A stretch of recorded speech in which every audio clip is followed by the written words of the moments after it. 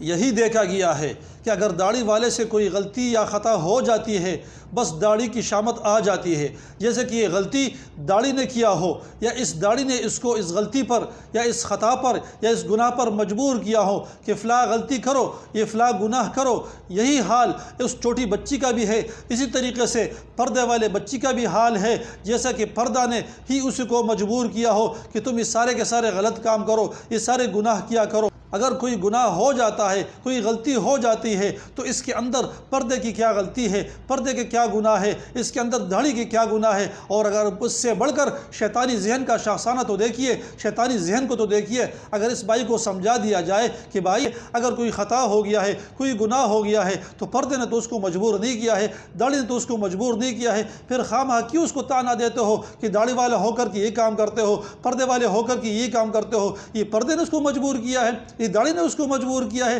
تو آگے سے کیا کہتا ہے؟ شیطانی ذہن کو تو دیکھو، آگے سے کہتا ہے نہیں، اگر دوسرے آدمی غلطی کرتا ہے تو خیر ہے، لیکن اس نے داڑھی بھی رکھی ہوئی ہے، ساتھ ساتھ غلطیاں بھی کرتا ہے، یہ پردہ بھی کرتی ہے، ساتھ ساتھ یہ کام بھی کرتے ہیں، پردہ بھی حجاب بھی کرتی ہے، ساتھ ساتھ گناہ بھی کرتی ہے، اس کو داڑھی سے شرم نہیں آتی، اس کو پردے سے شرم نہیں آتی۔ یہ عجیب لوگ ہیں میرے بھائیو دوستو، یہ داڑھی کا مذاق ہے، یہ پردے کا مذاق ہے، یہ حجاب اور پردے کے ساتھ مذاق ہے، یہ دین کے ساتھ مذاق ہے۔ اس طریقے سے باتوں سے فی الفور توبہ کرنا چاہیے، ورنہ اللہ تبارک و تعالیٰ کی طرف سے سزا بھی ہو سکتا ہے، اللہ تبارک و تعالیٰ کا عذاب بھی آپ کے اوپر نازل ہو سکتا ہے، اور قیامت کے دن جب اللہ تبارک و تعالیٰ کے سامنے جاؤ گے، مجرم کی حیثیت سے جاؤ گے۔ بہت سارے لوگ کتنے سارے گناہ کرتے ہیں، کسی کو کوئی طعنہ نہیں، اگر داڑھی والے سے کوئی غلطی ہو جاتی ہے تو طعنہ شروع ہو جاتا ہے، اگر پردے والے بچی سے کوئی غلطی ہو جاتی ہے تو طعنہ شروع ہو جاتا ہے، اللہ تبارک و تعالیٰ کا عذاب نازل ہو جائے گا۔ حضرت عبداللہ بن عمر رضی اللہ تعالیٰ عنہ فرماتے ہیں، غزوہ تبوک کے موقع پر ایک مجلس کے اندر ایک آدمی مذاق کے طور پر کہہ رہا تھا کہ جو ہمارے قاری ہے، یہ جو ہمارے پاس قرآن پڑھنے والے ہیں، یہ پیٹ کے پجاری ہے اور یہ جھوٹے ہیں، یہ زیادہ تر جھوٹ بولتے ہیں اور یہ انتہائی بزدل ہے، یہ انتہائی ڈرپوک ہوتے ہیں۔ دوسرے شخص نے اس کو کہا میرے بھائی اس طرح نہیں کیا کرو۔ دوسرے شخص نے اس کو کہا تو خود جھوٹا ہے، تو خود منافق ہے، اس کے بارے میں حضور صلی اللہ علیہ وسلم سے تذکرہ کروں گا، حضور صلی اللہ علیہ وسلم کے پاس جا کر کے آپ صلی اللہ علیہ وسلم کو ضرور بتاؤں گا۔ جب حضور صلی اللہ علیہ وسلم کو اس کی خبر پہنچی تو بے حد ناراضگی کا اظہار فرمایا۔ اللہ تبارک و تعالیٰ کی طرف سے آیت نازل فرمائی، اگر آپ ان سے پوچھے، اس کا ترجمہ یہ ہے، اگر آپ ان سے پوچھے کہ اس طریقے سے تم کیوں کرتے ہو تو جواب میں کہتے ہیں ہم تو مذاق کرتے ہیں۔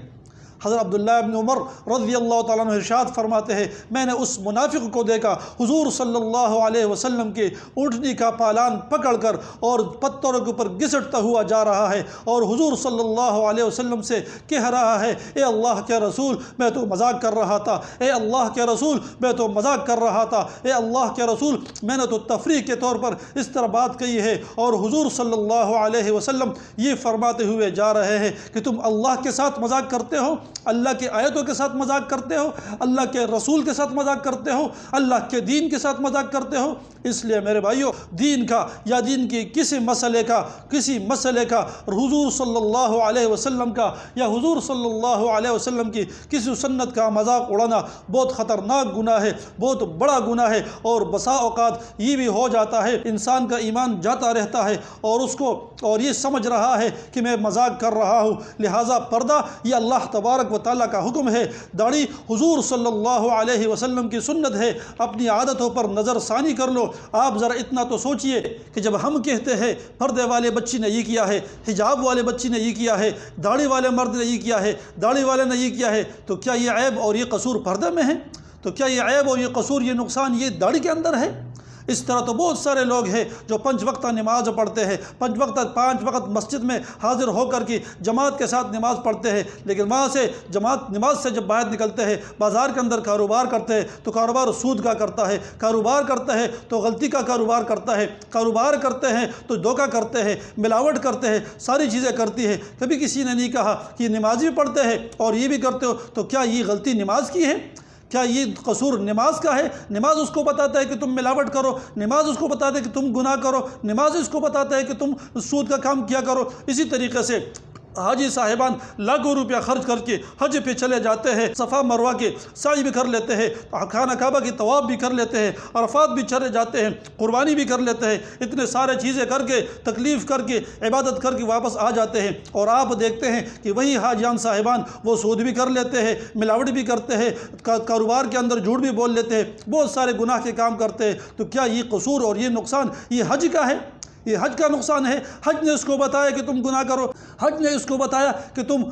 سود کا کام کیا کرو، کیا حج نے اس کو مجبور کر دیا کہ تم غلطیاں کیا کرو؟ اس طرح تو بہت سارے کام ایسے ہوتے ہیں، بہت سارے چیزیں ہوتے ہیں، ہم اس کے اندر کسی چیز کو گناہ گار نہیں ٹھہراتے۔ اگر داڑھی ہے تو داڑھی کو گناہ گار ٹھہرایا جاتا ہے، اگر پردہ ہے تو پردے کو گناہ گار ٹھہرایا جاتا ہے۔ یہ اور کچھ نہیں ہے، یہ صرف شیطانی ذہن ہے، یہودیوں کے ایک چال ہے کہ پردے والی عورت پردے میں نہ رہے، تاکہ یہ عورت، یہ مسلمانوں کی بچیاں بھی ہمارے ہاتھ میں آ جائے۔ اور داڑھی حضور صلی اللہ علیہ وسلم کی سنت ہے، جس سے حضور صلی اللہ علیہ وسلم کا شکل سامنے آ جاتا ہے۔ یہ سارے کے سارے لوگ یہی چاہتے ہیں کہ حضور صلی اللہ علیہ وسلم کی سنت سامنے نہ آئے۔ حضور صلی اللہ علیہ وسلم کی سنت سے ان کو نفرت ہے، اللہ کے دین سے نفرت ہے، اللہ کے رسول سے نفرت ہے، اللہ کے حضور صلی اللہ علیہ وسلم کی سنتوں سے نفرت ہے۔ یہ صرف بہانہ ہے کہ بات صرف داڑھی کی کرتے ہیں، بات صرف پردے کی کرتے ہیں۔ تو میرے بھائیوں، کان کھول کر کے سنو، یہ نقصان، یہ عیب، یہ قصور نہ داڑھی میں ہے، نہ پردے میں ہے، نہ نماز میں ہے، نہ حج میں ہے۔ اللہ تبارک و تعالیٰ کی کسی حکم میں یہ عیب نہیں ہے۔